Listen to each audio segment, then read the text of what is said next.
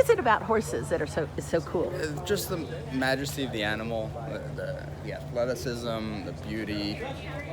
There's nothing like it. You know, you can have a dog, you can have a cat, but to own horses, it's incredible. Now, did you grow up in a family that was connected to it, or were they horse players? Or? No, so me, my dad, and my brother, we'd go to the track weekends, summer in Saratoga, a couple weekends a year. But Chad really gave us the bug. He went to college down here in Kentucky, started working with horses, and fell in love with it through him. What would you tell your contemporaries that maybe aren't familiar with racing about how would you get them to come out to the track?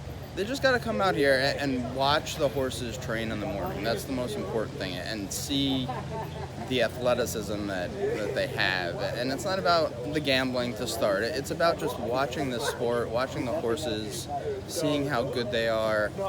It's just spending the mornings at the barn here. You know, there's nothing else like it. The handicapping can come later. Yeah. Once you figure out how fast these guys can run, then you can start handicapping. But to start, just come out in the morning, come out in the afternoon, watch some races. Well, Danny, you're 29 years old, and you own a piece of a horse who's earned like $4 million something and is going in the $6 million Breeders' Cup Classic. Yep. Gee, what's it like being you? Oh, it's unbelievable. I pinch myself every morning to think to have this little New York bred who we got for $30,000 at the Saratoga sale, to be here 3 years later in the Breeders' Cup Classic with a shot to win.